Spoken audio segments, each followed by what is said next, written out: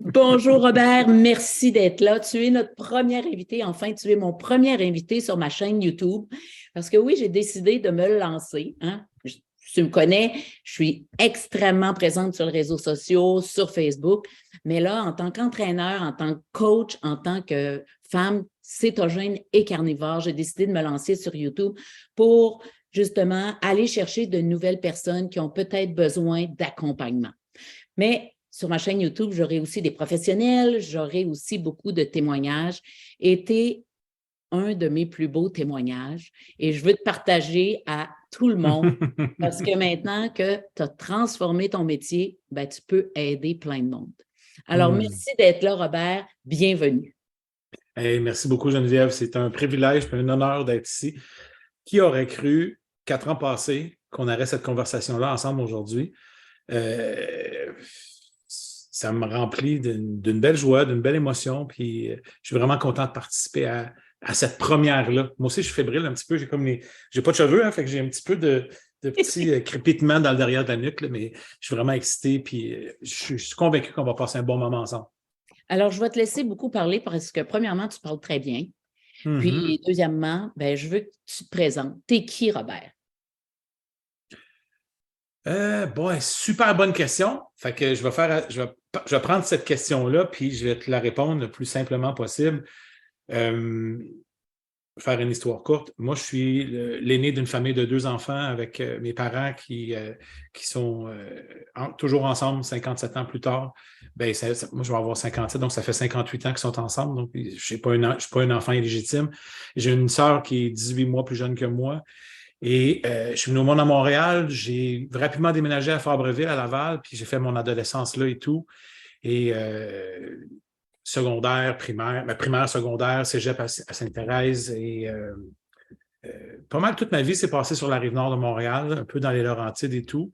Mais à la base, je suis un homme qui a une belle intensité, puis qui par moment, cette intensité-là m'a servi, et par autre moment, elle m'a détruite un petit peu. Elle m'a permis de m'auto-détruire d'une certaine façon. On aura peut-être l'occasion d'en reparler plus tard. Mais à la base, enfant, je suis un petit gars curieux, puis je suis encore comme ça aujourd'hui. Je suis un homme curieux. Il y a un petit gars dans moi qui a besoin de s'amuser, qui a besoin de voir les choses. Puis ça n'a pas toujours été comme ça dans ma vie. Il y a une phase de ma vie où je me suis pris au sérieux, puis je me suis échappé. T'sais. Mais à la base, je suis un petit gars qui est curieux, qui aime jouer, qui aime avoir du plaisir, qui aime être entouré de gens, euh, qui a besoin de participer à quelque chose, qui a besoin de faire partie de quelque chose de plus grand. Je n'étais pas un petit gars qui jouait dans sa chambre tout seul. J'avais des amis dans la rue, on jouait au hockey, on allait au parc. J'étais un petit. Peut-être qu'aujourd'hui, avec du recul, si je retournais à mon enfance, il m'aurait diagnostiqué TDAH un peu. Okay. Parce que j'étais très, très, très actif. Je bougeais tout le temps. Il y a eu un moment où je suis tombé plus sédentaire, mais ça, je vais t'en reparler plus tard aussi. Là. Mais à la base, je suis quelqu'un qui a une belle sensibilité, qui a une belle écoute. Je me rappelle quand j'étais jeune, tu sais, quand tu arrives à l'adolescence et que tu veux rencontrer des filles, moi, les filles, ils voulaient toutes me parler parce que je les écoutais. Puis souvent, quand venait le temps de me montrer à eux, j'étais devenu l'ami. Tu sais, j'étais déjà, comme aujourd'hui, pour utiliser ce que la génération X et Z ou whatever, que je ne sais plus comment ils s'appellent aujourd'hui, j'étais dans ce qu'on appelle la zone amitié, le friend zone. Tu sais. Mais j'avais cette capacité-là. J'aimais parler, j'aimais écouter. J'ai toujours été quelqu'un qui était près de ses émotions. Tu sais, quand j'étais jeune, j'avais l'émotion facile. Je pouvais écouter un film. Tu sais, malgré qu'à l'époque, mon père me disait tout le temps, hey, les gars, ça broye pas. Moi, je viens de cette époque-là. Fait que moi, j'avais une sensibilité, fait que ça m'a amené à me questionner et à me chercher. Puis, avec l'information que je recevais en étant jeune, bien, j'ai développé, puis j'ai bâti un personnage pour être sûr que les gens autour de moi m'aiment. Tu sais, à un moment donné, quand je suis à un certain âge de l'adolescence où j'étais super triste, j'avais de la difficulté à rentrer en contact avec les autres à 13 ans, puis 13-14 ans, tu sais, dans l'adolescence où ton s'éveille puis tu as une attraction. En tout cas, moi, dans mon cas, c'était une attraction pour les filles. Là. J'allais vers eux, je me faisais rejeter beaucoup. En tout cas, je ressentais du rejet beaucoup. Tu sais. J'ai toujours eu quand même une facilité à parler. C'est un don que Dieu m'a donné. Là. J'ai pratiqué, j'ai pris des cours sur ça pour structurer ma pensée et mes mots. Mais j'ai toujours eu une facilité de parler. Tu sais. C'était facile pour moi. Mais ma sensibilité pouvait me modérer. Aujourd'hui, je sais que je suis considéré de ce qu'on appelle un hypersensible. Je ressens les choses beaucoup, beaucoup, beaucoup. Si je suis assis avec quelqu'un qui est fébrile, qui est émotif, je vais le ressentir, puis je vais tout de suite changer mon approche, mon écoute envers cette personne-là. Ça se fait naturel. Tu sais. Et ce qui a fait dans mon adolescence, à cause de cette sensibilité-là, ne sachant pas quoi faire avec, j'ai bâti comme un personnage. J'ai mis des masques pour me protéger. Puis j'ai essayé de recevoir l'information que la société ou les amis ou mon père, ma famille me donnaient, puis d'essayer de répondre à ces besoins-là en devenant quelqu'un d'autre. En m'éloignant de mon fondement qui est le petit bonhomme qui veut jouer, s'amuser, qui veut participer, qui veut faire partie d'un tout. T'sais. Ce personnage-là est devenu, avec le temps, avec multiples facettes de masque, il est devenu très arrogant, très prétentieux, très égoïste, très centré sur lui-même. Parce que je faisais tout pour être aimé, puis je ne recevais rien en retour. Fait que je m'accrochais souvent après les gens, après les amitiés, après les relations que je pouvais avoir autour de moi. Dieu merci, j'ai fait beaucoup de sport, fait que ça m'a permis de rester en contact avec une espèce de comme micro-société dans une équipe de sport, ces choses-là. Mais à 13 ans, cette timidité-là, cette fragilité-là m'a emmené vers l'alcool. Je suis tombé dans l'alcool à 13 ans. Wow. Je ne sais pas si ça te parle, mais tu sais, quand tu as 13-14 ans, puis tu vas aux premières danses au secondaire, puis les premières danses, j'allais là, malgré que j'ai une capacité oratoire facile, je peux jaser avec n'importe qui, dans le fond, je suis quelqu'un qui est très, très timide de par ma vulnérabilité et ma sensibilité. Fait que quand j'allais vers les autres, surtout vers les filles, puis que les premières expériences ont été des expériences où je me faisais dire non, pour X, Y raison qui était tout à fait valable, ce n'était pas rien de méchant dans ça. Je le prenais mal. Fait que moi, mon père, à Fabreville, on avait un sous-sol, puis mon père avait son petit bar dans le sous-sol avec de la boisson partout sur le bar. Puis je me suis dit, je voyais les gens dans les parties de famille qui buvaient de l'alcool, puis ça les rendait hop la vie. Fait que on va peut-être essayer ça. T'sais. Fait que ma première rencontre avec l'alcool, mon père avait une petite disonce vite en bas du bar, puis moi, je l'ai rempli avec toutes les sortes d'alcool qu'il y avait pour pas que ça paraisse que j'en ai pris dans les bouteilles. Fait que j'ai rempli le 3/4 du disonce d'alcool avec toutes les sortes d'alcool qu'il y avait de mélanger. Je me rappelle comme si c'est encore hier, ça fait, j'ai 57 ans, donc ça fait 44 ans à peu près. Là. Et j'ai rajouté du jus d'orange, puis je suis parti à la danse avec ça le vendredi, puis il fallait que je traverse un petit bois, puis je ne me suis jamais rendu à la danse, Geneviève, j'ai perdu connaissance. J'ai fait un blackout d'alcool la première fois que j'ai bu.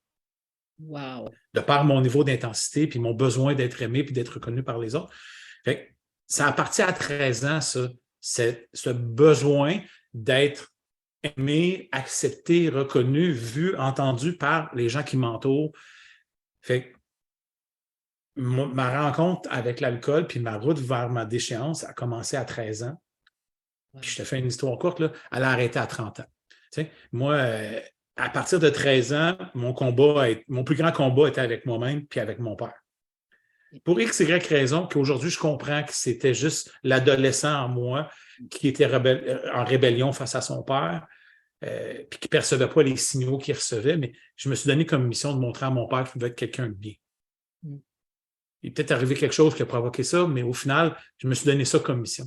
Fait qu'à 19 ans, je me retrouve dans la vente au détail, gérant d'une succursale d'un magasin vestiaire sportif qui s'appelle Foot Locker aujourd'hui, là, ceux qui sont habillés comme des arbitres. Puis je suis gérant de la succursale, puis je fais le double du salaire de mon père, puis j'y mets ça d'en face tout le temps. Je deviens vraiment pas fin, là, tu sais.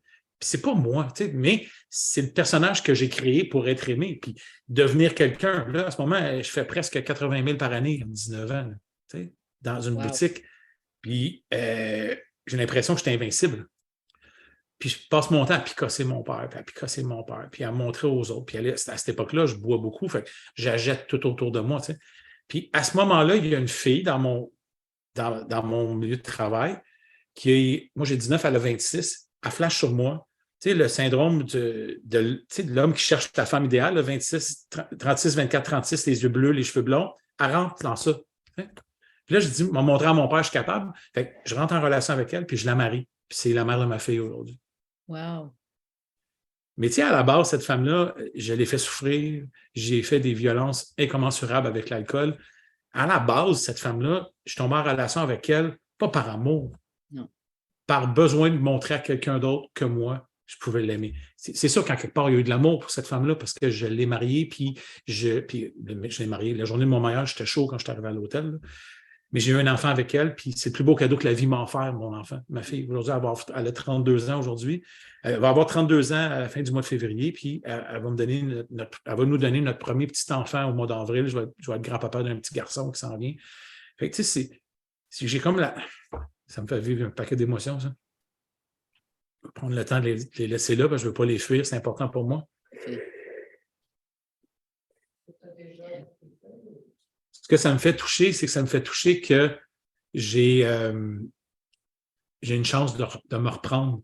Tu sais, la vie me dit, tu sais, quand tu vis une expérience, comme à ce moment-là, là, aujourd'hui, je touche que je suis à une autre place, ça me fait revivre mon passé, puis j'en ai pas honte de ce passé-là.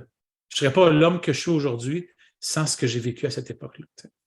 Donc, je reviens à cette conjointe-là, puis là, malgré tout ça, là, je continue à prendre soin de moi d'une certaine façon. Je m'entraîne, j'essaie de m'alimenter du mieux que je peux. Je fais les choses que j'ai besoin de faire. Je travaille, je n'ai jamais manqué une journée de travail, mais je suis à la base alcoolique. Là. Moi, je bois pour oublier. Je bois pour enlever la douleur. Puis je bois jusqu'à temps que je perde connaissance. Fait que souvent, j'arrive de travailler. J'attends que tout le monde soit couché, puis là, j'ouvre ma bouteille, puis je bois, puis je m'endors sur le divan, puis je me réveille le lendemain matin, puis je vais travailler. Je n'ai jamais manqué une journée de travail de toute mon existence à cause de l'alcool. À cette époque-là, Robert, est-ce que tu étais mince? Oui, à cette époque-là, je pesais 180 livres. Wow. Tu sais, je mangeais normalement. Tu sais, je mangeais, tu sais, j'avais un métabolisme qui était différent. Là. Tu sais, j'ai arrêté de boire à 30 ans.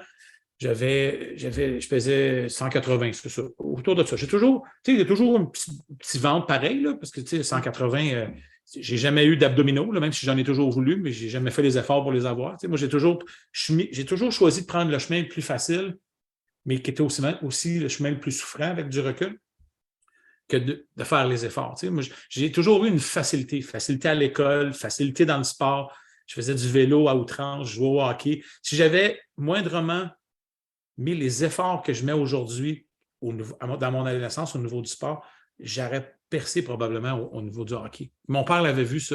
C'est ça pour ça qu'il était si exigeant.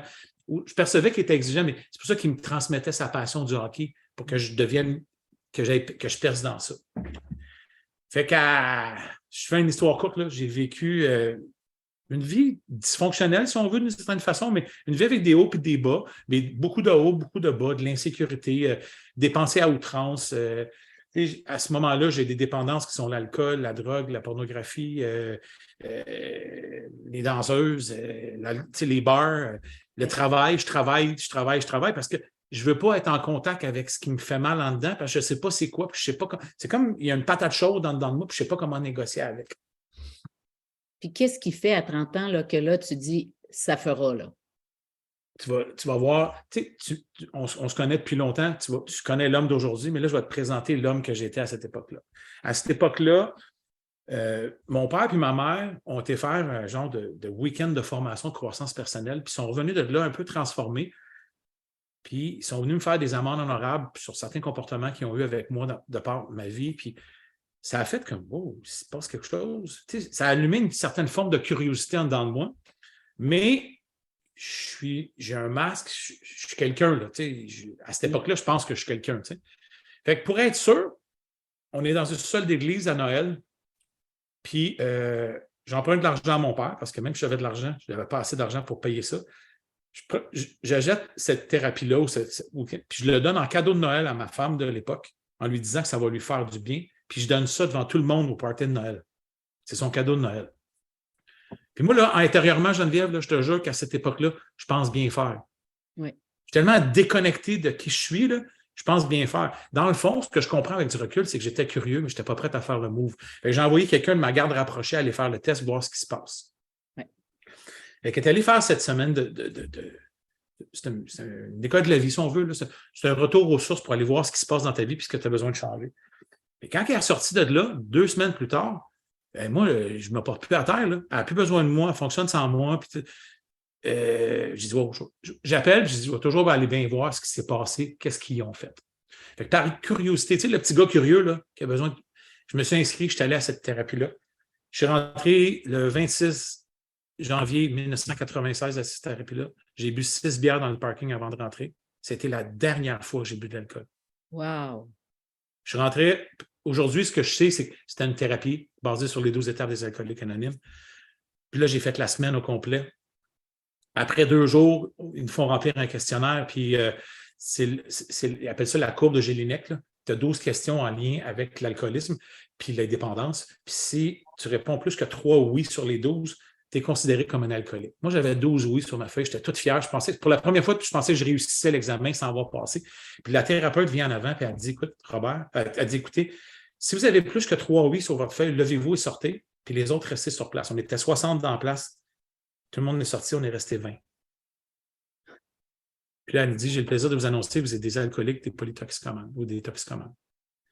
Moi, à ce moment-là, là, je savais que j'avais un caractère de merde, je savais que j'étais prétentieux, je savais que j'étais égocentrique, ces choses-là, mais je ne savais pas.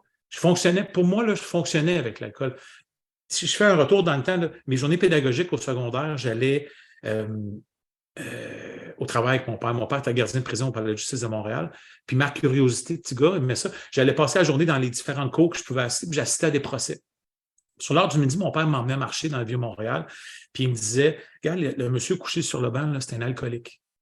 Moi, dans ma tête, j'avais fait un SDF, un sans domicile fixe, là, un itinérant, si on veut. Là.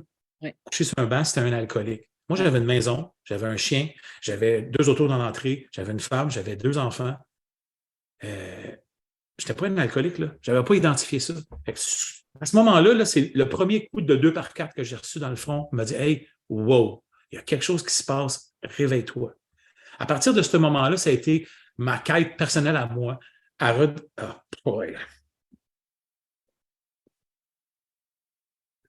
C'est mon voyage qui a commencé là. Mon voyage de retour vers moi. Mm. Puis, tu sais, dans les derniers jours, je fais des capsules sur mes médias sociaux pour parler de qui je suis et qu'est-ce que je fais. Puis, c'est à partir de là que j'ai commencé à accumuler de l'information, à aller voir pourquoi je fonctionne comme ça. Puis, tu sais, ce que j'ai compris dans cette thérapie-là, c'est que 15% de mon problème était lié à la substance que je consommais. Soit l'alcool, la nourriture, le travail, le magasinage. C'est 15%. 85% du problème est au niveau émotif, et au niveau mental, au niveau des besoins. Fait que moi, je me suis mis à travailler là-dessus, mais j'en avais mis épais de carapace sur mon dos. Là. Tu sais, aujourd'hui, tout le monde me demande pourquoi je porte ces vêtements-là, les Under Armour. Pour moi, là, c'est mon armure intérieure. Mais moi, j'en ai bâti toute une armure intérieure. Puis ça fait des années que je travaille à la transformer, cette armure-là, pour qu'elle soit plus souple, plus flexible, plus bienveillante, plus aimante, qu'elle ait plus de tendresse dedans. Je n'avais pas beaucoup ça dans ma vie, moi. J'exigeais beaucoup des autres parce que je m'attendais beaucoup de moi, même si ce que j'attendais, c'était vraiment... c'était pas réaliste ce que j'attendais. Là. J'avais des rêves de mesurer. Puis... Fait qu'à 30 ans, j'arrête l'alcool, puis je commence mon voyage sur moi. Puis ce que je fais, c'est que je change de substance. Ouais. Je tombe dans le sucre. J'ai arrêté l'alcool et les drogues parce que pour moi, c'était clair, j'allais en mourir à cause de l'alcool et des drogues. Moi, il n'y avait plus de limite. Là, à la fin de ma consommation, je pouvais boire 1 à 2 26 onces de cognac par jour, 5 jours semaine. La fin de semaine, je prenais du temps avec la famille. Je n'étais pas un buveur social, moi, j'étais un buveur solitaire. Fait que la fin de semaine, j'étais avec les enfants. Le soir, j'entendais qu'ils se couchent, puis la fin de semaine, on faisait des activités. Fait que ce travail-là commence, puis là, j'avance à travers tout ça. Puis j'essaie de travailler sur moi, faire des groupes de suivi, faire des ci, faire des ça, puis faire confiance aux gens.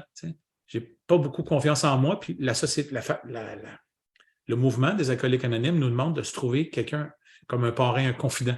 Mm-hmm. Comme on peut faire aujourd'hui, de par notre coaching, on devient des confidents, des personnes ressources. Je trouve un confident, puis le confident à qui je fais confiance, avec qui je raconte ma vie, puis je commence à pratiquer, mettre des mots sur mon vécu, mettre des mots sur mes émotions. 1 an après, j'arrive chez nous, il est dans ma maison, dans mon lit, avec ma femme de l'époque. Fait que pour moi, les hommes, j'en ai eu peur parce que j'avais peur de mon père, Fait que c'est la première fois que je faisais confiance à un autre homme, puis je me suis senti trahi. Fait que j'ai rebâti encore un peu de carapace. J'avais commencé à l'affaiblir, j'ai rebâti une carapace pour me protéger.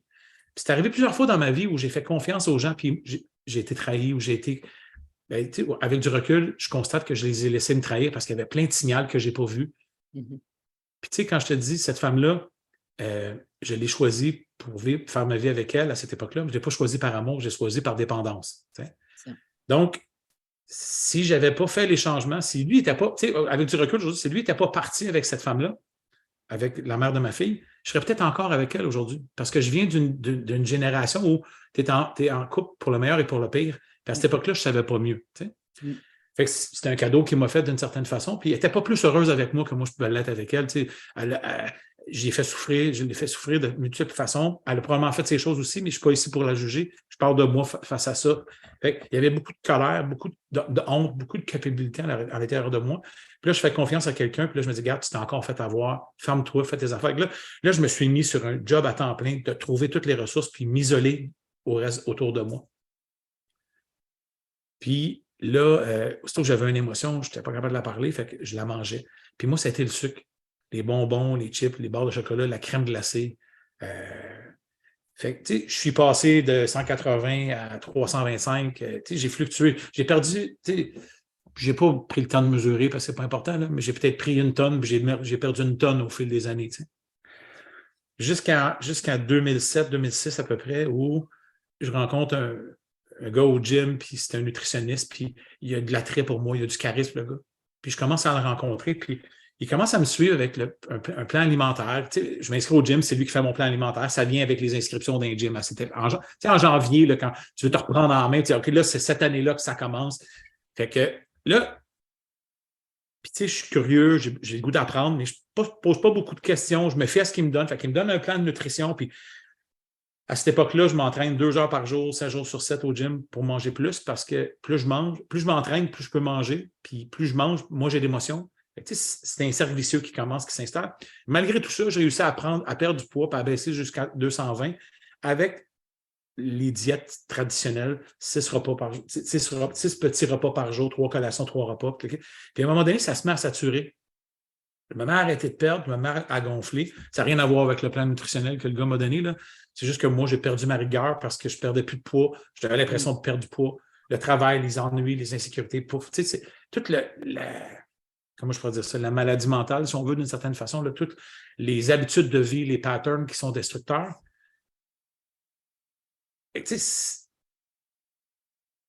J'ai toujours fluctué, perte de poids.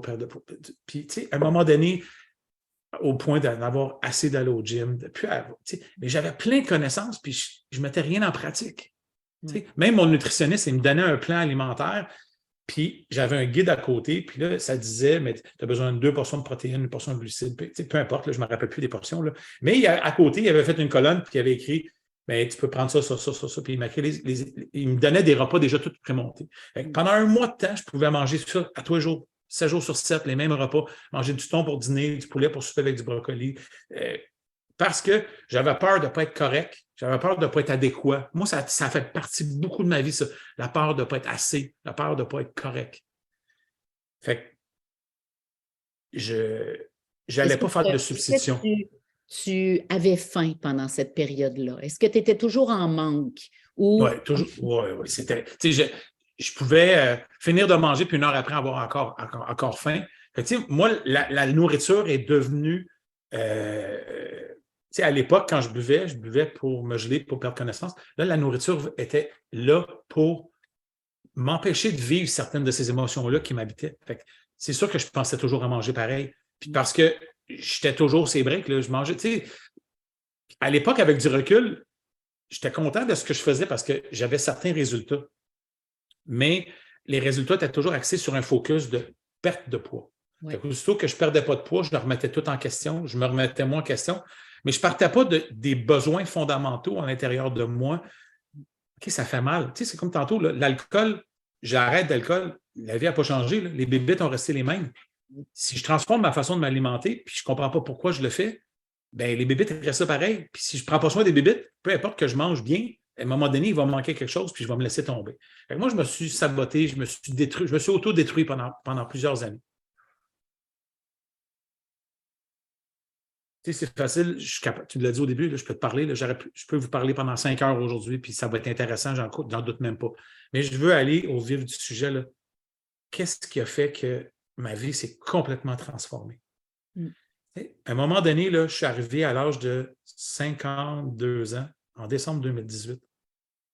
Pour moi, l'année 2018, ça a été une année qui était dure. Parce qu'en début de l'année 2018, j'ai fait un atelier parce que je n'ai jamais arrêté, là, depuis 2006 à aller jusqu'à encore aujourd'hui. À chaque moment où j'ai besoin, je vais faire des ateliers, aller trouver des outils différents, m'instruire, faire des formations, lire des livres, écouter des audiobooks, un paquet d'affaires pour trouver d'où ça vient, ces affaires-là. Mais en 2018, ça faisait 23 ans que j'étais avec ma conjointe aujourd'hui. J'aime cette femme-là à mourir, mais la relation qu'on a, elle est complètement détruite, là. Elle ne fonctionne pas du tout, là. Puis, je l'aime, cette femme-là, là, mais la relation qu'on s'offre est tellement souffrante qu'on ne se parle plus, que moi, je ne parle plus, je ne dis plus rien. Puis, il y a une grosse partie de ma relation dans mon besoin d'être correct, puis d'être bien, puis d'être bon, qui m'a amené à faire le choix, sincère et volontaire, de me taire face à elle, de jamais lui dire qu'est-ce que je vis, de vivre de la frustration, puis d'être toujours colérique face à elle, face à notre relation. Puis ça me fait souffrir. Fait que plus ça me fait souffrir, plus je mange, plus je me cache. Je suis rendu que je cache de la nourriture dans la maison pour être sûr qu'il n'y a personne qui me la vole. On est deux, là, moi et elle. Puis ma blonde, on n'en mange pas de bonbons. Puis elle mange à peine du sucre à cette époque-là. Tu sais, elle va manger des chips, des affaires comme ça, là, mais je dis, c'est pas à cette époque-là. Pas elle qui va me les voler. Là. Elle mesure 5 et 2, elle est tout petite. Là, fait que... Puis je les cache en hauteur pour être sûr qu'elle ne les voit pas. Puis, à un moment donné, elle me dit, je sais que tu caches de la nourriture dans la maison. Là, il y a une lumière qui s'est allumée. Hey, parce que je faisais ça avec l'alcool aussi. J'en cachais de l'alcool. T'sais. Puis à cette époque-là, Geneviève, je pèse 455 livres. Wow. Le plus pesant que j'ai jamais été de ma vie. Puis, je m'aime pas. J'aime pas ce que j'ai de l'air. Quelques mois avant, dans une conversation où on s'est pogné, ma blonde, par colère, puis elle me dit, écoute, j'ai moins de désir pour toi. Puis là, j'explose, là, je pète une crise, mais je n'avais même pas pour moi 455 livres. Là. Avec la bédaine que j'avais, j'ai été des années à ne pas voir mon pénis. Là, fait que, excusez, là, c'est une présentation 18 ans et plus, c'est une façon de parler, c'est une joke. Mais tu sais, c'est avec la bédaine que j'avais, je portais 54 de pantalon puis 5X de chandail. Ah! Incroyable. Excusez, Siri a parlé en même temps. Je ne sais pas si tu l'as entendu. Là. Moi, je l'ai entendu dans mon oreille. Mais en 2018, j'ai laissé ma blonde. J'ai laissé la femme que j'aime parce que la relation était trop souffrante, parce que j'avais besoin de retrouver Robert. Puis j'étais 4 mois tout seul, célibataire, à faire mes affaires, incapable d'aller vers quelqu'un d'autre parce que j'avais besoin de me reconnecter à moi. T'sais. Puis 4 mois plus tard, la vie a fait qu'on s'est retrouvés, moi et Marie, puis depuis ce temps-là, notre vie est plus pareille. Mais le déclencheur qui a fait que je suis devenu 100% l'homme que j'ai toujours voulu être aujourd'hui, c'est en décembre 2018, j'étais assis dans le salon, dans mon appart, ma blonde est chez elle, parce qu'on était 6 mois à faire maison à part pour se donner un espace pour se réinventer comme couple, se recourtiser, se reséduire, tout à refaire les choses pour recréer une nouvelle union avec une amour qui était déjà présente. L'amour a toujours été là, on s'est toujours aimé. Là. C'est juste la relation. Tu sais. Pour moi, en relation, il y a moi, il y a elle, mais il y a aussi la relation. Puis si on ne la nourrit pas, cette relation-là, c'est comme avec moi. Si ma relation avec la nourriture, je n'en prends pas soin, ma relation avec ma santé mentale, je n'en prends pas soin, je vais l'échapper. Tu sais. Oui. Fait qu'à cette époque-là, je suis assis chez nous, je viens la mâchoire tout engourdie. Puis je viens le bras tout engourdi. Là, au lieu d'appeler à l'ambulance ou l'appeler le 911, whatever, j'appelle ma blonde, là, ça va vraiment pas bien, j'ai l'impression que je suis en train de faire un AVC. J'ai la mâchoire engourdie puis le bras engourdi, j'ai peur. Puis là, je suis en panique. Là, j'appelle l'ambulance, je prends l'ambulance, je m'envoie à l'ambulance. Puis dans l'ambulance, je dis, tu sais, moi, j'ai parlé à Dieu juste quand ça n'allait pas bien. T'sais. Quand j'étais en thérapie la première fois en 1996, je me suis mis à genoux dans ma chambre. Puis j'ai dit, je ne sais pas si ça existe pour vrai, parce que tu ne veux pas, je viens d'une famille chrétienne, j'ai fait ma première communion, toutes ces affaires-là. Puis là, je me suis mis à genoux dans la chambre, puis j'ai dit, écoute, je ne sais pas si ça existe ou pas, mais si ça n'existe pas, si ça existe pour vrai, viens m'aider parce que je vais mourir à cause de l'alcool. Tu sais. J'ai plus jamais eu soif par après. Moi, je fais partie de ceux qui ont été bénis. Tu sais, je n'ai plus jamais eu besoin d'alcool. J'ai trouvé d'autres. Tu sais, j'ai trouvé un substitut, là, tu vas me dire. Là. J'ai trouvé un méchant substitut, j'ai trouvé le sucre. Tu sais. Mais je ne suis jamais retourné vers l'alcool, puis ça ne me manque pas encore aujourd'hui. Tu sais. Mais à cette époque-là, je suis dans l'ambulance en allant, puis j'ai dit, écoute, regarde là, je sais que je t'ai fait des belles promesses, je sais que j'ai bien de connaissances, mais je te jure qu'aujourd'hui, si tu me sors de ça vivant, j'efface tout, je recommence, puis je le fais pour les bonnes raisons maintenant. Tu sais. Je suis sorti de l'hôpital avec un diagnostic d'une crise d'anxiété majeure. J'étais tellement dans l'intensité et dans la performance que j'ai développé de l'anxiété de performance. Puis à cette époque-là, à 455 livres, je ne performais pas bien. J'avais presque pas de relations sexuelles parce que je n'étais pas bien dans mon corps. J'avais de la misère à marcher pour aller travailler. Mon travail était à 400 mètres de la porte de chez nous. J'avais de la misère à marcher. J'arrêtais 3 fois, puis le souffle était court. Ça me brûlait dans le dos. J'avais mal partout. Tout ce qui est articulation me faisait souffrir à mort. Puis quand on est sorti de l'hôpital ce soir-là, Marie a dit, écoute, elle dit, ce serait peut-être le temps qu'on fasse un changement puis qu'on regarde ça. Je connais quelqu'un, puis à cette époque-là, c'est drôle, hein? C'était toi la personne qui me présentait. Parce qu'elle te parlait à travers les médias sociaux, sur ta plateforme La Motivatrice. Puis tu connais quelqu'un qui parle d'alimentation cétogène, puis qui a l'air à savoir ce qu'elle dit, puis ce qu'elle fait, puis elle fait des présentations, c'est simple. Elle dit, je vais y aller, puis on va regarder ce qu'on peut faire ensemble. Puis c'est là que j'ai pris la décision de prendre toutes les connaissances que j'avais, tous les plans nutritionnels que j'ai eus, puis les mettre de côté ou les jeter ou les détruire. L'information, la connaissance, je l'avais fait. Puis me dire, OK, à partir de maintenant, là, je me reprends en main, puis je crée des nouvelles habitudes. Puis les nouvelles habitudes ont été que j'ai complètement éliminé le sucre. Je suis tombé cétogène strict en partant. Tu avais donné des trucs à Marie me donnait les trucs. En ce moment-là, ça a pris peut-être, je pense, 6 ou 7 mois avant qu'on se parle vraiment un à un. Je me rappelle, tu étais venu à l'atelier de Marie à Sainte-Rose, puis on s'était croisés dans l'atelier.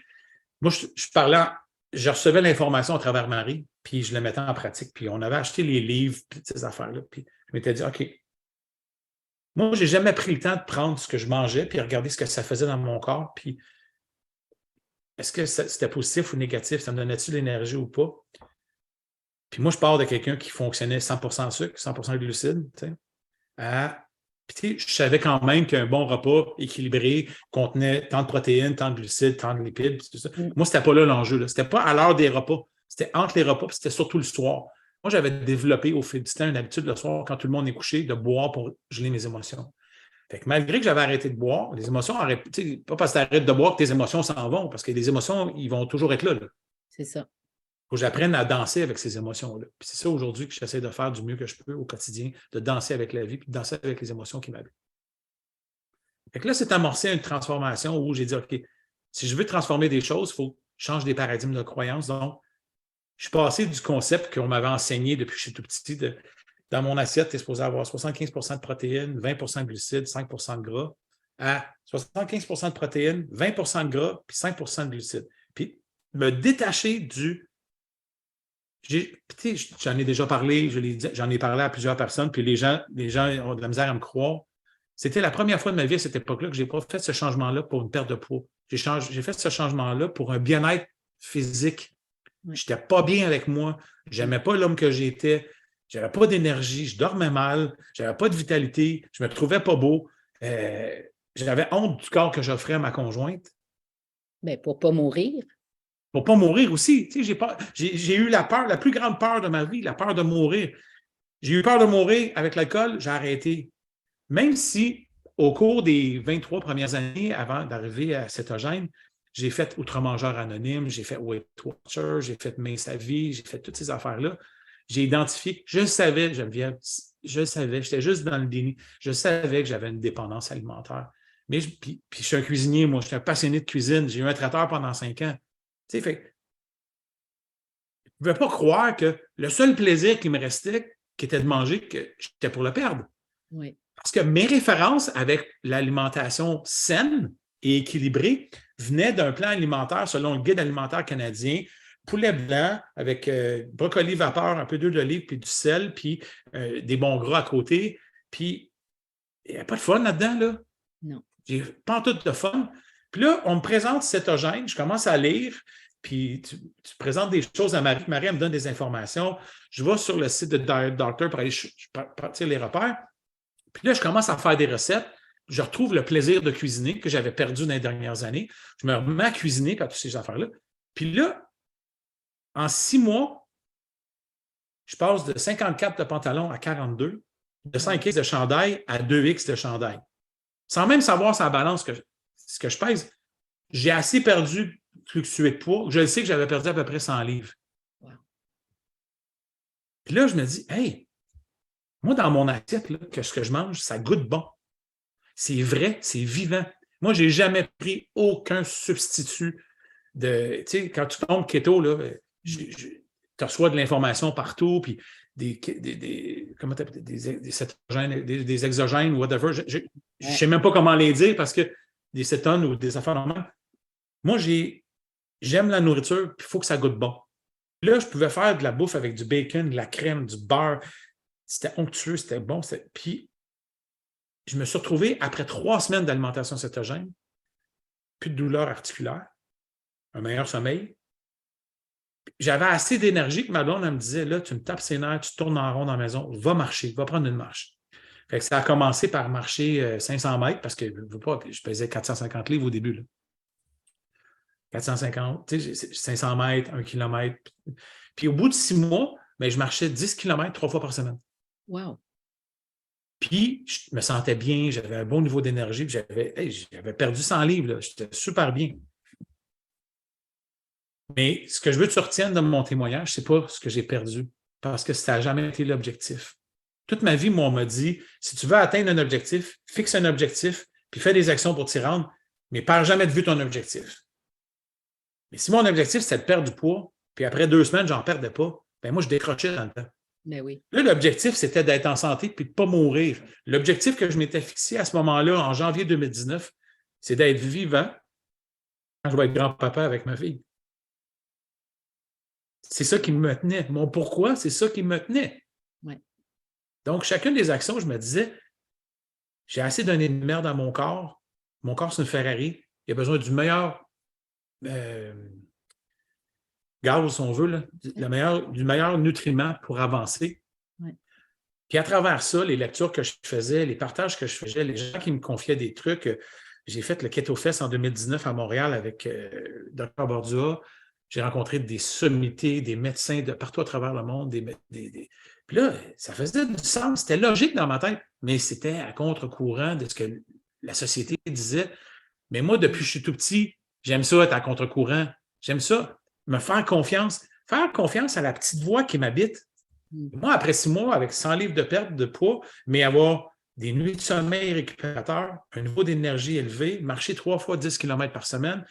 Puis tu sais, après 100 livres, mon ventre est moins gros. Là. La première fois que j'ai fait l'amour avec ma blonde, là, elle a pleuré, elle a dit « Hey, j'ai jamais vécu ça avec toi de ne pas avoir de bédaine. Ouais. Hey, c'est un bénéfice important pour un homme à 50 ans, là, ouais. De faire dire par ta blonde qu'elle aime ton corps. Mm. Puis moi, je commence à aimer le mien, mon corps, à cette époque-là aussi. Là, je commence. Oui. Côté, tu sais, c'est sûr que, bon, moi aussi, j'ai été obèse, puis moi aussi, l'importance de la beauté de mon corps, me sentir bien. Mais ton processus, est-ce que tout ton changement d'alimentation avec une alimentation où il y avait juste 20 de glucides, côté psychologique, ta tête, as-tu l'impression des fois que quand tu regardes toute ton histoire, si tu avais mangé comme ça plus rapidement, ben, tu aurais été plus sharp dans tes types de décisions? C'est sûr. Parce que, je ne l'ai pas mentionné tantôt, là, parce que il y a plein d'émotions qui circulent en même temps. Il faut qu'on se parle, je fais une rétrospective. Là. Mais la première chose que j'ai perçue avec l'alimentation cétogène, c'est ce que dans la littérature, ils disent la clarté d'esprit. Oui. Dans ma tête, là, tout devenait plus clair. Oui. Puis vu que c'était plus clair, il y avait une meilleure connexion avec, moi, ce que j'appelle avec mon canal déférent, là, mes émotions, tout ce que j'ai gelé puis j'ai engourdi, là, sentir dans mon corps, tu sais, quand je respirais, là, puis ça bloquait ici parce que je faisais un peu d'anxiété ou un peu de stress ou d'être en contact avec ma réalité beaucoup plus. C'était moins engourdi ici. C'était vraiment comme des petits. Tu sais, quand tu vas dans les musées, des fois, il y a une boule, tu mets tes mains dessus, puis il y a des éclairs. Oui. J'avais toujours l'impression que c'était ça. Pour moi, c'était super positif. Il y avait une vivacité, une clarté d'esprit qui a toujours été là après 3 semaines. Puis ça, là, c'est sûr qu'avec du recul. Mais en même temps, il y a un paquet d'événements qui ont amené à ça. C'est-tu la peur de mourir? C'est-tu toutes les batailles que j'ai entreprises? Puis, à un moment donné, en décembre 2019, quand j'ai abdiqué, j'ai dit, OK, là, je mets le genou à terre, c'est fini. On recommence, mais on recommence pour les bonnes raisons, puis on fait les bonnes choses. À ce moment-là, j'ai pris la vraie décision. Je n'ai pas pris une décision pour faire plaisir à ma blonde parce que tu lui avais présenté des choses. J'ai pris la vraie décision pour me dire, je m'aime-tu assez pour veiller à mon propre bien-être en premier? Oui. L'image qui me montre, là, c'est quand tu es dans l'avion, puis tu as le masque d'oxygène qui tombe, puis que l'agent de bord en avant dit, c'est important de mettre ton masque à toi en premier avant de mettre celui de ton enfant parce que tu ne peux pas l'aider si tu n'es pas toi vivant. Ben, je ne peux pas être bon pour les gens autour de moi dans la bienveillance. Je ne peux pas accompagner les gens. Je ne peux pas aimer les gens autour de moi si, à la base, je ne m'aime pas moi et je ne prends pas soin de moi. Donc, ce que je voulais dire par ma question aussi, si on avait dégusté, puis moi, j'aime le mot déguster parce qu'il me semble que c'est paisible, déguster, c'est pas manger, mais si on s'était nourri à notre jeune âge de cette façon-là, je ne suis pas certaine que tu aurais été alcoolique. Je ne suis pas certaine que tu aurais mangé tes émotions dans le sucre pendant toutes ces années-là. Mais on ne le connaissait pas. Ce n'est pas ça que les médias nous amenaient à manger. Ce n'est pas ça que nos nutritionnistes, ce n'est pas ça que nos médecins. Ce n'était pas la philosophie de l'époque. Absolument. À notre époque, on ne mangeait pas gras, on mangeait du sucre, puis peu de protéines. Hein? On était dans cette génération-là, puis il fallait bouger beaucoup si on avait du poids à perdre.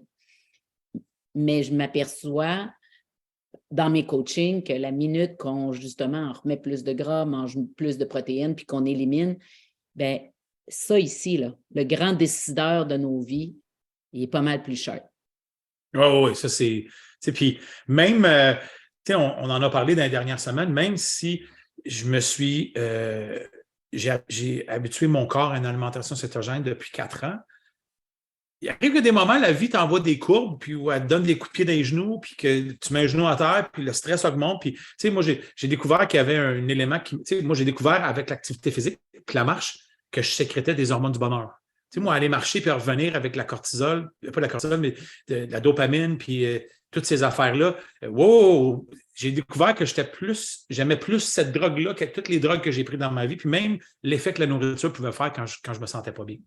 Okay. Donc, aller marcher, aller courir, ça a un bienfait. Là, j'ai l'impression que ça fait fleurir mon intérieur. Je te dis ça de même aujourd'hui, là, mais j'ai découvert aussi qu'il y avait une partie de moi, que, quand il était très, très, très stressé, qui sécrétait du cortisol. Puis ce cortisol-là empêchait moi, la façon que je l'interprète, c'est que ça empêche mon corps de fonctionner normalement. Ça empêche l'énergie dans mon corps de circuler puis de me rester focusé avec mes trucs. Quand il y a des moments plus stressants dans ma vie depuis 4 ans, j'ai tendance à... Il y a des vieilles habitudes qui reviennent en surface, les habitudes de grignotage, puis de ça. Mais je n'ai jamais décroché de mon alimentation. Je n'ai pas mangé de crème glacée, pas de dessert, pas de gâteau, à moins que ma blonde, à l'occasion, peut faire des desserts keto. Là. Mais moi, tout ce qui est sucre, que ce soit du sucre blanc, de la cassonade, du sirop d'érable, du miel, de l'érythritol, du fruit des moines, des fruits, ça déclenche comme si je faisais une ligne de cocaïne. Là. Fait que moi, j'ai choisi, j'ai fait le choix de ne pas en prendre, mais il reste encore plein de choses. Il reste des légumes verts, il reste du brocoli, des choux-fleurs, des canneberges, pas des canneberges, des asperges, des poivrons. Moi, il ne me manque rien. Là. Aujourd'hui, là, la différence entre le type d'alimentation que j'avais avant et le type d'alimentation que j'ai aujourd'hui, c'est que tout goûte bon. Puis j'ai du plaisir. J'ai redécouvert le plaisir de manger sans restriction. Même si tu penses que je suis en restriction, là, c'est qu'aujourd'hui, les aliments que je donne dans mon corps, qui est un temple, c'est un lieu sacré de mon corps aujourd'hui. Les aliments que j'y donne, je l'ai dit tantôt, là, mon corps, c'est une Ferrari. Il faut qu'il y ait le bon carburant dedans. Si je mets du sucre dedans, Je m'endors, je ne bouge pas, je ne cours pas pareil, je ne marche pas pareil, je n'ai pas la même présence d'esprit. Je ne suis pas aussi aimable et tendre et doux avec les gens qui m'entourent. Puis pour moi, ça, c'est important parce que le petit gars dans moi a besoin de cette tendresse-là, a besoin de cette douceur-là, a besoin d'être. C'est pas toujours parfait. Là. Prenez-moi pas au mot de la lettre, là, mais des fois, le stress, quand il embarque ou l'insécurité, je peux devenir facilement irritable. Puis ça, c'est mes signaux. C'est mes signaux d'alarme à moi. T'sais. Mais c'est sûr que de découvrir, d'avoir plus de plaisir et que ça goûte bon. Moi, j'ai toujours été en restriction tout le temps. T'sais, je ne peux pas boire. Fait que, mais j'ai acheté le concept que l'alcool, j'en étais allergique. Ça a pris 23 ans pour que je sorte du déni et je dise le sucre, j'en suis allergique. Si j'en consomme, je vais mourir. À même titre que je suis allergique aux chats, je prends du Benadryl avant d'aller chez des amis qui ont des chats pour ne pas avoir de réaction allergique.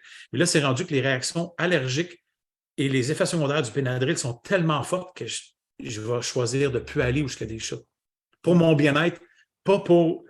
Tu sais, des fois, je suis encore porté à vouloir faire plaisir. Tu vas aller chez des amis et tu ne veux pas les décevoir, mais je suis 2 jours, les yeux qui me brûlent, les poumons qui me brûlent, je ne me sens pas bien dans mon corps. Puis ça, je n'ai plus le goût de faire ça. Je n'ai plus le goût de me faire cette violence-là. Pendant des années, j'ai violenté mon corps de toutes les façons. Aujourd'hui, j'ai le goût de le traiter comme il mérite d'être traité. Puis c'est l'enfant dans moi qui me permet de dire ça puis de vivre ça au quotidien. Donc, tu sais, c'est... Puis là, dans les derniers 4 ans, au final, là, je suis passé de 455 à 255 livres que je maintiens depuis 4 ans. 5 livres de plus, 5 livres de moins. Mais tu sais, c'est pas des rechutes, c'est pas des reprises de poids de fou, là, mais c'est mon niveau d'énergie, mes performances physiques. Tu sais, aujourd'hui, je suis un athlète. Je n'aurais jamais pensé pouvoir te dire ça, Geneviève. Quand je pesais 455 livres, j'avais de la misère à bouger. Aujourd'hui, j'ai 2 marathons à mon insu, j'ai 4 demi-marathons, j'ai 2 ultramarathons. Je ne dis pas ça pour juste péter de la broue. Je me dis aujourd'hui, là, puis de là, pourquoi aujourd'hui, je suis passé je suis un leader, moi. Je suis un leader entrepreneurial. J'ai travaillé dans des entreprises. J'ai 35 ans d'expérience en gestion de potentiel humain. Donc, ma job m'a toujours été de travailler avec des gens et de les faire grandir. Parce que quand ils grandissent, je grandis avec eux autres. Moi, je suis un croyant très fort du principe que tout seul, ça va plus vite, mais ensemble, on va plus loin. Donc, quand on travaille ensemble, on peut atteindre des plus grands résultats parce qu'il y a plus d'expérience qui se développe, d'expertise qui se développe en cours de route. Donc, le lien que je fais direct avec la course, moi, là, depuis le début de ma carrière professionnelle, on m'a toujours dit quand tu te fixes des objectifs, il faut que ça soit smart, hein, spécifique, mesurable, atteignable, temporel, puis réaliste. Réaliste puis temporel. Mais moi, j'ai acheté ça, là, puis j'ai toujours mis ça. Là. Mais mes objectifs, là, c'était tout. Je pensais que c'était réaliste, puis que c'était atteignable, puis c'était spécifique, mais c'était toujours en lien avec quelque chose à l'extérieur de moi. Une plus belle maison, un plus beau char, plus de voyages, plus d'argent dans mon compte de banque. Ça, j'ai tout vécu ça, Geneviève. Je n'ai jamais été heureux avec ça. Aujourd'hui, là, mon objectif, c'est d'avoir une santé optimale pour vieillir en santé avec ma blonde. Je me rappelle, à un moment donné, moi et ma blonde, on se disait, notre rêve, c'est de se bercer sur le balcon de notre maison quand on va avoir 80 puis être encore ensemble. C'est une belle image, là. Tout à fait. Mais à un moment donné, je l'ai perdu de vue, cette image-là, en sabotant mon corps. Aujourd'hui, j'y crois encore à cette image-là parce qu'on prend soin l'un de l'autre. Oui. Je prends soin de moi, elle prend soin d'elle, puis on prend soin de nous. Oui. On est tous les deux en début d'entreprise, tous les deux. Là. Par moment, le prendre soin de nous est plus difficile, et on se retrouve en quelque part. Puis c'est pas aujourd'hui, pour moi, ce n'est pas la quantité qui est importante, mais la qualité de ces moments-là qui sont importants. Donc, aujourd'hui, moi, depuis depuis 3-4 mois à peu près, là, je suis en développement d'entreprise, puis j'ai eu plus de cortisol, plus de stress. Puis, le TQ en moi, encore retourner vers toi pour faire appel à toi, parce que ça faisait 6 mois, presque 1 an que l'alimentation carnivore m'allumait, me parlait, mais ça émergeait tout le temps. À toutes les fois que je regarde, ça me parlait. Hey, là, j'ai un débalancement, je mangeais plus de glucides, je passais peut-être de 20 grammes à 50 grammes, des fois à 100 grammes de glucides par jour. À cause le stress puis les mauvaises habitudes qui étaient revenues. Puis je disais, hey, là, c'est le temps de faire un reset, on revient. Je t'appelle Geneviève, puis j'embarque dans son défi carnivore. Jamais j'aurais pensé avoir le bien-être, encore là, la clarté. Tu sais, je suis passé de... Tu sais, comme tu disais tantôt, je ne sais pas si c'est dans l'enregistrement, là, mais même quand j'étais à 20 grammes de glucides, je ne suis pas tombé avec carnivore à 0 grammes de glucides, c'est impossible. Là, parce qu'on sait que dans les œufs, dans les poissons, il y a un peu de glucides. Je roule peut-être à 5, 6, 7 grammes de glucides par jour présentement. Mais j'ai retrouvé encore le même niveau de clarté d'esprit que j'avais au début, il y a 4 ans. J'avais une douleur au genou qui était venue à cause de la course, puis souvent, comme coureur, je suis un vrai coureur, moi. Je ne tire pas toujours après mes courses, mais j'ai une perte de douleur encore au niveau des articulations. Mon sommeil s'est encore amélioré, ma vivacité, mon esprit, ma créativité est encore plus apte à être présente. Aujourd'hui, là, moi, depuis 4 ans, j'ai plein de gens qui me disent « Bob, qu'est-ce que tu as fait pour devenir qui tu es aujourd'hui? » Puis, il y a une partie de moi, à un moment donné, qui se sentait imposteur, qui ne voulait pas jouer ce jeu-là.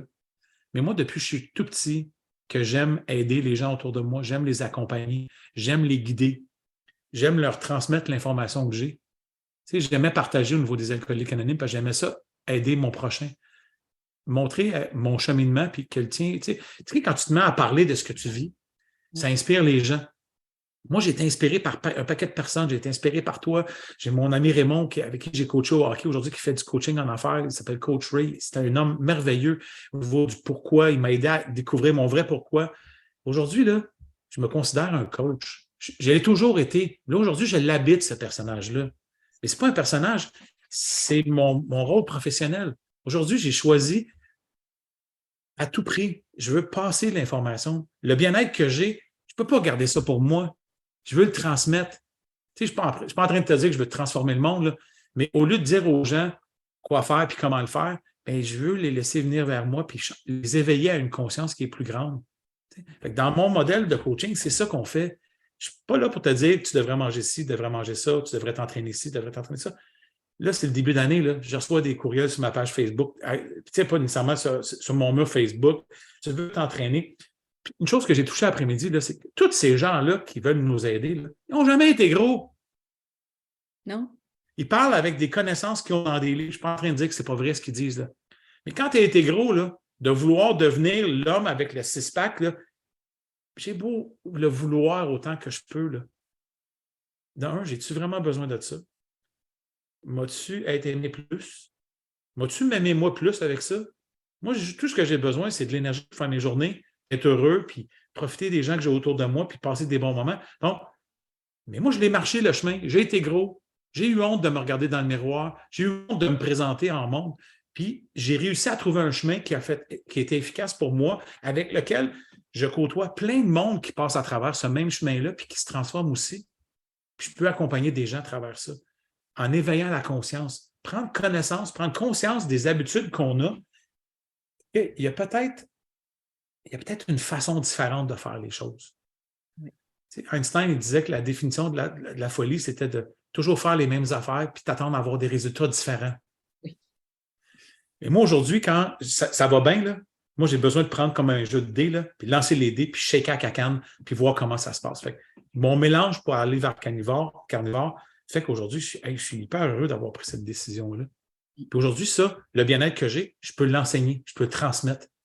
Puis quand je suis au maximum de mes connaissances, mais je vais aller chercher les connaissances que j'ai besoin ailleurs, avec toi, avec Mario Carrière, qui est un de nos amis qu'on connaît, qui est des sources d'informations.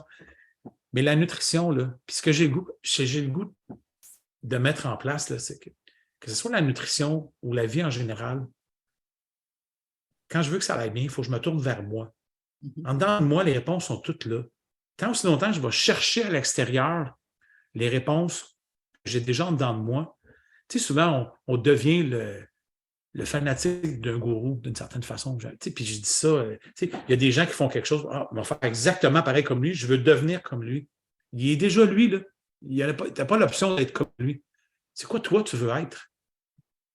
Puis à partir de là, mais comment tu trouves tes propres réponses?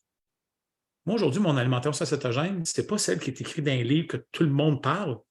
C'est celle qui fit avec moi, avec mon style de vie, avec mon énergie. Tu sais, en ce moment, là, je suis à presque 72 heures de jeûne. Je suis en jeûne. Là.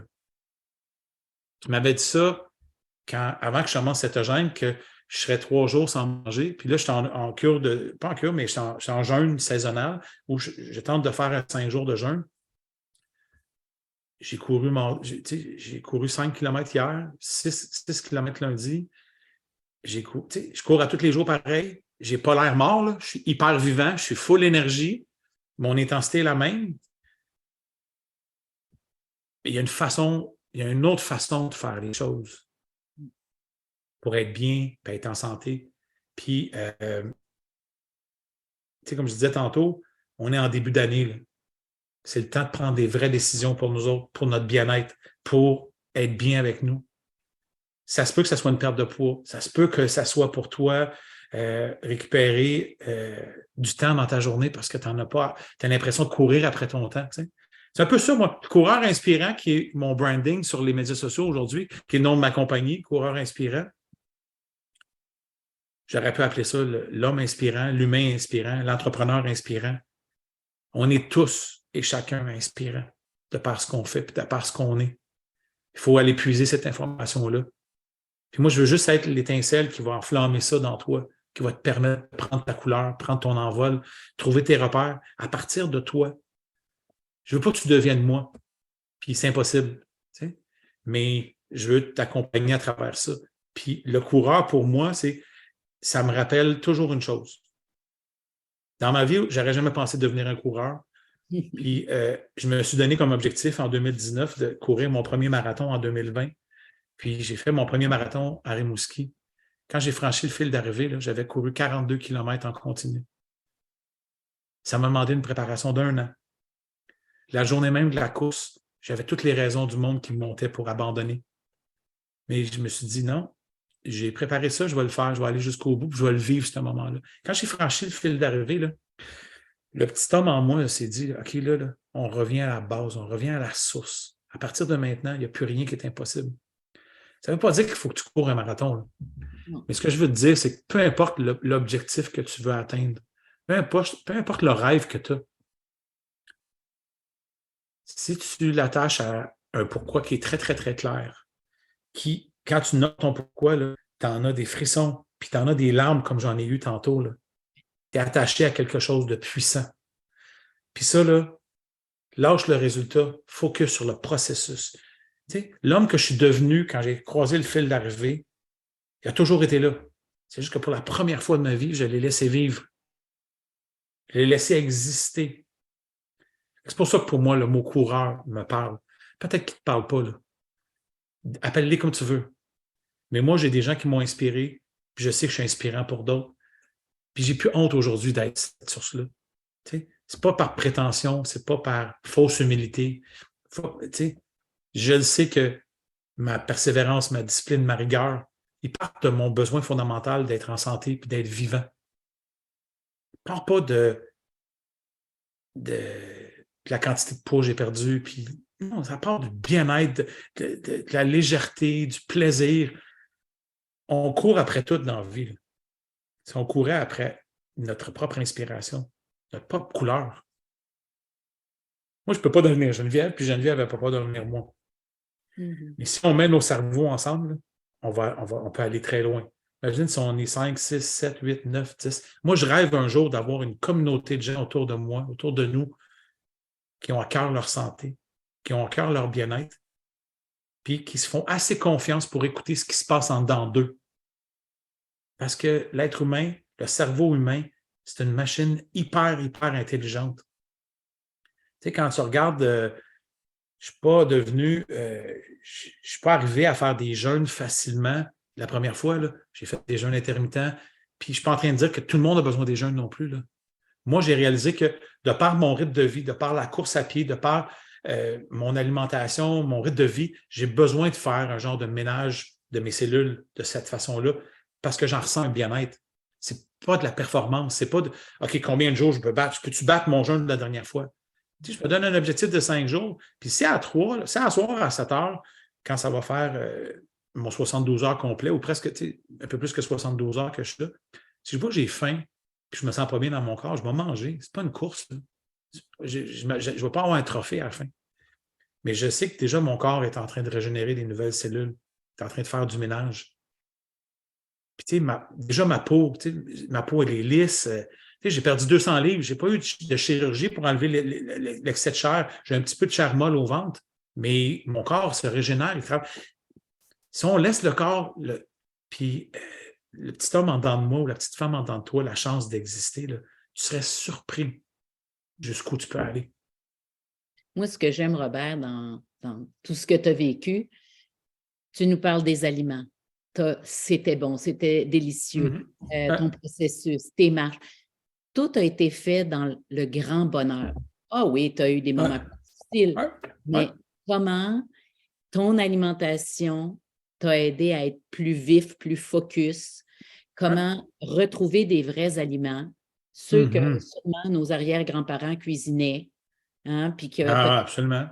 quand on regarde ça, peut-être qu'ils n'avaient moins de maladies cérébrales, peut-être de dépression dans ce temps-là. Je ne dis pas qu'il n'y en avait pas, mais ici, c'est fou là, en ce moment. Et comment 100% naturellement, hein? Oh, oui, absolument. Puis à avoir et obtenir ces résultats-là et que ton aventure n'est pas terminée. Ah non, moi, je trouve ça tellement le fun d'être branché sur. Tu sais, je t'en parlais de ça hier soir quand on s'est rencontrés. Après 48 heures, là, mon corps tombe en cétose ultime. Là, où je sens toute l'énergie circuler dans mon corps. Là. J'aime tellement ça. Là. C'est tellement un feeling intéressant. Là. Mais en même temps, la vie continue à m'envoyer des courbes ou des épreuves ou des ci ou des ça. Puis là, je mets les genoux à terre, je vis du stress, un peu d'anxiété, puis des vieilles bébites qui font surface. Mais ce qui a le plus changé, là, c'est l'éveil complet de ma conscience. De prendre conscience de tout est là. Oui. Il ne me manque rien. Tu sais, je disais tantôt, là, longtemps, j'ai pensé que je n'étais pas adéquat. Je n'étais pas assez. Je n'étais pas suffisant. Tu sais, j'ai eu cette conversation-là avec mon père la semaine passée. Tu sais, depuis que j'ai pris ma vie en main, là, autant où j'avais la perception que mon père avait tendance soit à me juger ou à trouver que je n'étais pas assez bon. Là, parce que j'ai souvent eu cette pensée-là. Puis malgré que mon père, on a eu cette conversation-là, ça n'a jamais fait partie de ses pensées. Là.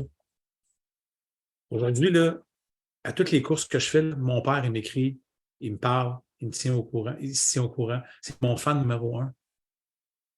Tu sais, j'ai la chance aujourd'hui, de par l'éveil que je vis présentement là, depuis 4 ans, puis que je veux continuer à nourrir, là, avoir une relation d'amour avec mon père puis ma mère. J'ai plein de gens autour de moi là, qui ont perdu leur père et leur mère, puis qui n'ont pas fait la paix avec eux avant qu'ils partent. Moi, il peut arriver n'importe quoi, là, je suis en paix avec la relation que j'ai avec mon père et la relation que j'ai avec ma mère. Wow. Puis c'est la relation de base qui fait que nos émotions sont les plus perturbées. C'est ce que je réalise dans mes coachings, dans mes accompagnements depuis 4 ans, dans les conversations que j'ai avec les gens. La plupart des blessures émotionnelles et des besoins de souffrance que les besoins non comblés que les gens que je côtoie ont sont directement en lien avec des blessures familiales, des blessures de papa-maman. Ces blessures-là de papa-maman n'ont jamais été volontaires par papa-maman. C'est la vie qui a fait ça. Ouais. Et aujourd'hui, tout ce qui s'est transformé autour de moi a fait que je suis authentique avec moi, je suis authentique avec les gens qui sont autour de moi. Puis ça fait que les gens ont le goût d'être avec moi. T'sais, le jour où j'ai arrêté de courir après les autres puis de focusser sur moi, les gens se sont tournés vers moi puis sont venus vers moi. Si j'avais compris ça en bas âge, là, oui. Au-delà de l'alimentation, mais on ne nous enseigne pas ça. On nous remplit le cerveau avec des fausses croyances, des paradigmes de croyances. J'écoutais à la télé ce matin en faisant mon déjeuner, puis il y avait une dame sur un poste de télé ce matin qui parlait d'alimentation puis de ménopause. Et mon Dieu que je riais. Là. Aujourd'hui, ce que j'en comprends, ça c'est moi, là. J'engage personne. Là. Il y a tellement de désinformations qui sont données à l'extérieur. Si tu essaies juste de voir tel aliment. Aujourd'hui, moi, là, je sais que je vais manger un steak pour souper avec des asperges quand je ne suis pas carnivore. Je suis comblé, là, avec un beau morceau de beurre sur-dessus ou même un bout de fromage bleu sur-dessus à côté. Là. Je vais être trippé au bout. Puis mon corps va m'en remercier parce qu'il va me donner de l'énergie. Penses-tu que j'ai le goût d'y mettre des patates pilées à côté avec la sauce brune pour tout cacher le goût de cet aliment-là? Ces aliments-là là, sont naturels, sont bons. Mangez vrai, mangez frais. J'ai jamais eu autant de plaisir à manger. Fait que pour moi, c'est ça. Puis quand tu passes ce que ça amène aussi comme croyance dans l'état d'esprit, le mindset, c'est parce que je n'ai pas des petites lettres au bout de mon nom qui disent que je suis un docteur ou je suis un spécialiste en santé physique ou un spécialiste en santé mentale. Je les ai toutes vécues, ces émotions-là. Je les ai toutes marchées, ces chemins-là. Je n'ai peut-être pas des diplômes universitaires, mais j'ai marché dans cette souffrance-là. J'ai vécu cette souffrance-là. Puis aujourd'hui, je n'ai plus le goût de cacher ça. J'ai plus le goût de me cacher en arrière. Oh, j'ai peut-être pas toutes les compétences. Vous, par moment, on se parle, puis j'hésite, mais je fonce, j'ose. Puis c'est tellement payant, pas parce que je me prends pour un autre. Je te parle de ce que j'ai vécu. Je te parle de comment j'ai vécu l'expérience. Puis maintenant, on peut te retrouver où, Robert? On peut me retrouver sur mon site web qui est au www.coureursinspirant.com. Tu peux me retrouver sur mes médias sociaux, coureursinspirant.com sur Instagram, coureursinspirant.com sur, coureur-inspirant sur Facebook. Aussi sur LinkedIn, je me suis donné comme mandat d'agresser pas d'agresser, mais d'éveiller la conscience des entrepreneurs sur les médias sociaux plus affaires, de sortir du... ce que je rêve un jour, là, moi, c'est de trouver une sorte d'équilibre entre le travail, la vie personnelle puis la vie de famille. Puis, trop souvent, moi, je reçois des ventes de concepts de coaching, de ci, de ça. Tu veux faire plus d'argent. Je reçois ça par des entrepreneurs sur mes courriels le samedi matin parce qu'ils travaillent 7 jours sur 7. Moi, la fin de semaine, c'est mon plaisir. Fait que, tu peux me trouver sur les médias sociaux. Mes offres de coaching sont disponibles aussi sur mon site web. Puis la façon que je travaille, c'est une façon qui est non directive. C'est une façon c'est un accompagnement. Je n'ai pas la science infuse. Moi, j'ai besoin qu'on ait un moment d'échange, un moment de partage. De là, pourquoi, dans tous mes mandats de coaching, il y a toujours un 30 minutes de découverte ensemble parce que ce qui est important pour moi, là, c'est d'établir une relation. Dans ce premier 30 minutes-là, on va voir ce qu'on est fait pour travailler ensemble ou pas. Si je peux t'accompagner ou pas. Parce que c'est important. Je peux avoir le meilleur des plans. Si tu n'aimes pas ma gueule, on n'avancera pas. Si tu n'aimes pas ma façon d'adresser. Fait que j'aime autant investir ce premier 30 minutes-là avec toi gratuitement pour te permettre de voir comment je peux t'aider, comment je peux t'accompagner. Mais le travail, c'est toi qui vas le faire. Oui. Puis moi, je vais juste avoir une job de bienveillance. Ouais, je vais avoir une job de bienveillance et de tendresse pour te ramener dans le chemin. Mais le travail, c'est toi qui vas le faire. Puis ça ne sera pas facile.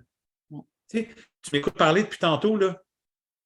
Je n'ai pas parlé de difficultés parce que je ne focusais pas sur le résultat.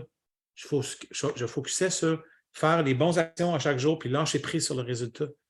Puis de voir que même avec les œillères, quand je les enlève sur le côté, même si je ne veux pas regarder, je suis forcé d'admettre qu'il y en a des résultats. Là. Oui, tellement.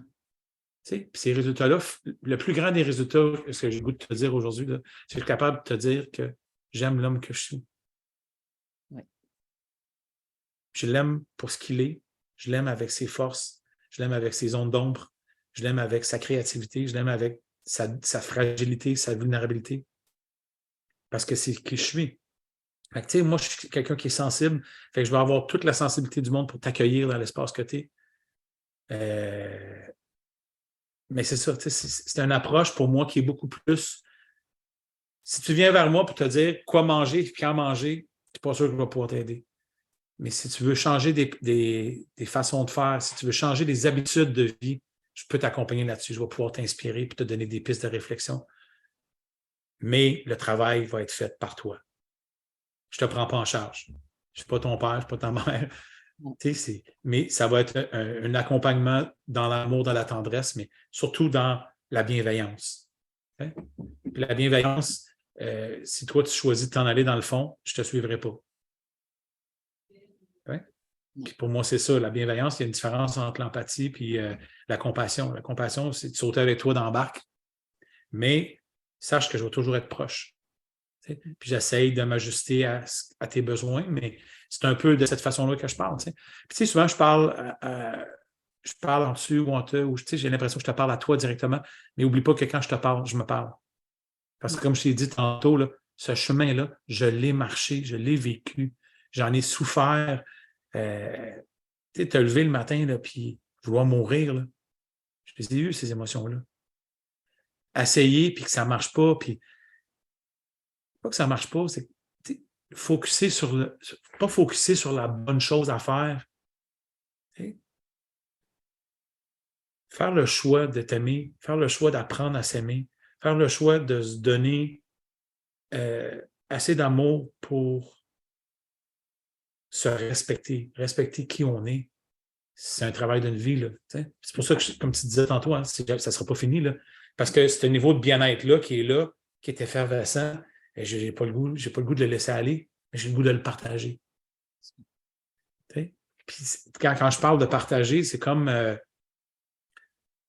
l'image qui me montre, c'est Geneviève, elle a une bougie, moi j'ai une bougie, j'allume la mienne, puis j'y partage ma lumière.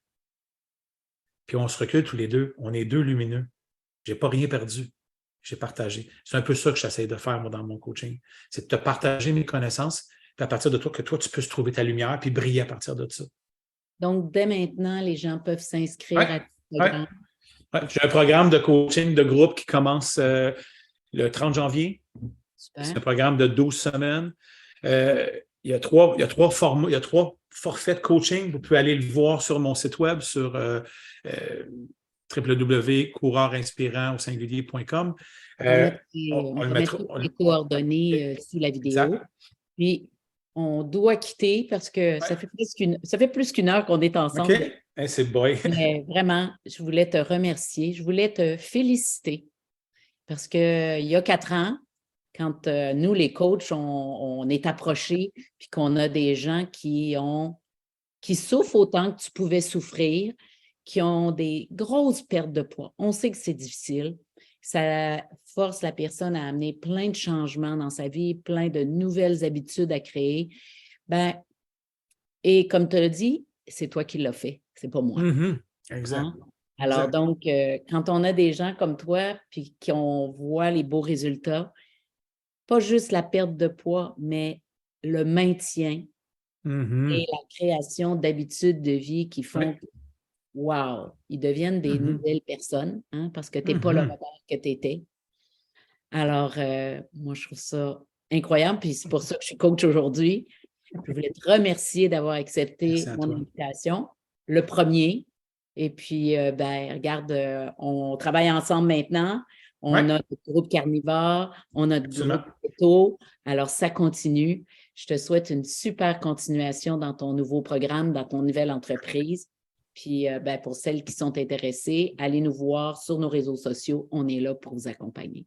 Hey, c'est cool. Merci encore une fois de ta gentillesse puis de ton niveau d'accueil que tu as pour moi aussi. C'est important pour moi de te le dire. Tu me reconnais pour le travail que j'ai fait, mais c'est important pour moi de dire que quand je suis en relation avec toi, comme présentement, ou dans les moments où on échange, je me sens accepté, accueilli, reconnu pour qui je suis. Puis même par moments, ça en vient, c'est même des fois difficile, ou c'est pas difficile, mais inconfortable par moments.